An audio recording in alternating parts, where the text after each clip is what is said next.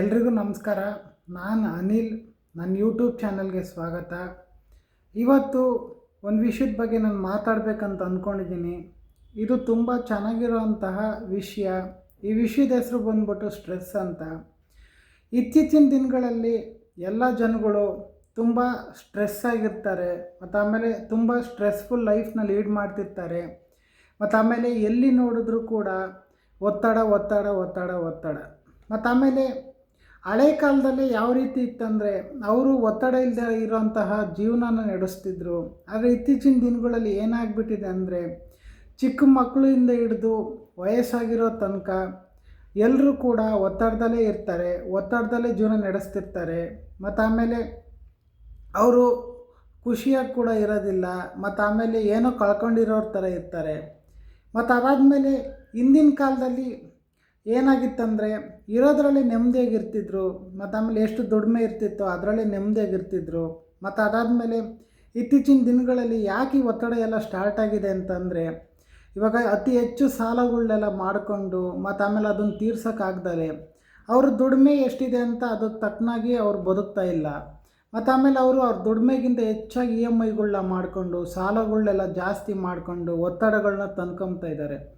ಮೇಯ್ನಾಗಿ ಒತ್ತಡ ಬರೋದಕ್ಕೆ ಏನಂತ ಕಾರಣ ಅಂತಂದರೆ ಜನಗಳು ಸಾಲ ಮಾಡೋದು, ಮತ್ತು ಆಮೇಲೆ ಅವ್ರ ದುಡಿಮೆ ಎಷ್ಟಿದೆ ಅಂತ ನೋಡ್ಕೊಳ್ಳೋದಿಲ್ಲ.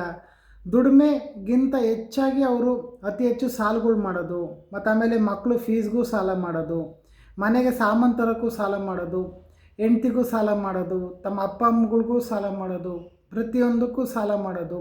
ಮತ್ತು ಆಮೇಲೆ ಎಲ್ಲ ಏನಾರ ಇವಾಗ ವಸ್ತುಗಳನ್ನ ತಗೊಂಬರ್ಬೇಕನ್ನ ಅದನ್ನೂ ಸಾಲ ಮಾಡೋದು. ಅವ್ರ ದುಡಿಮೆ ಇವಾಗ ಒಂದು 10-20 ಸಾವಿರ ಇದೆ ಅಂತಂದರೆ ಅವರು ಸಾಲನೇ ಒಂದು 40-50 ಸಾವಿರ ಮಾಡಿಬಿಟ್ಟಿರ್ತಾರೆ.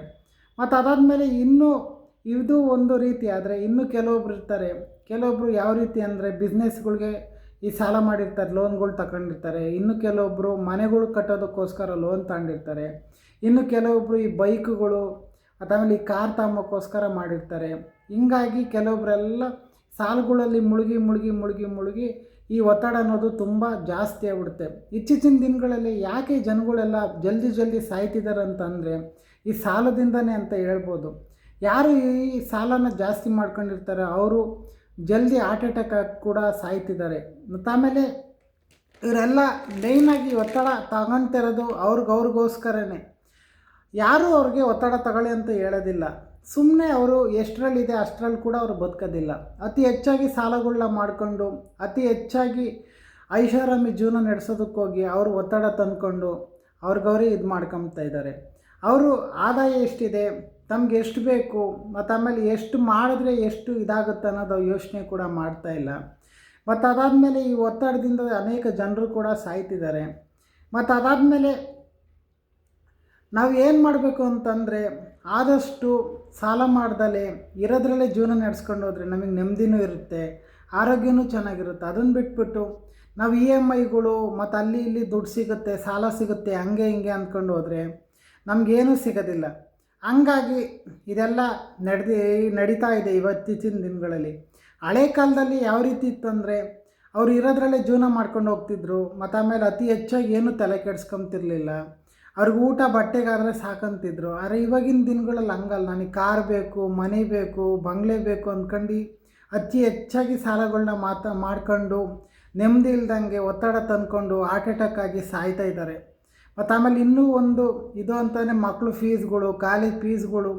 ಅವರು ಇರೋಂಥ ಈ ದುಡ್ಡಿನಲ್ಲಿ ಅವ್ರ ಕೆಪಾಸಿಟಿ ಎಷ್ಟಿದೆಯೋ ಅಷ್ಟು ಮಾತ್ರ ಫೀಸ್ ಕಟ್ಕೊಂಡು ಹೋಗ್ತಾ ಇಲ್ಲ.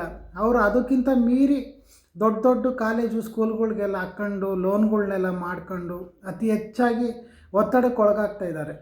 ಹಂಗಾಗಿ ಈ ವಿಷಯ ನಿಮ್ಗೆ ಇಷ್ಟ ಆಗುತ್ತಂತ ಹೇಳಿ ನನಗೆ ಗೊತ್ತಿರೋ ಮಟ್ಟಿಗೆ ನಾನು ಹೇಳಿದ್ದೀನಿ. ಯಾರೇ ಆಗಲಿ ಸ್ವಲ್ಪ ಇರೋದ್ರಲ್ಲೇ ಹೊಂದಿಸ್ಕೊಂಡು ನೆಮ್ಮದಿಯಾಗಿ ಇದ್ಕೊಂಡು ಹೋದರೆ ಒಳ್ಳೆಯದು ಅಂತ ನನ್ನ ಭಾವನೆ.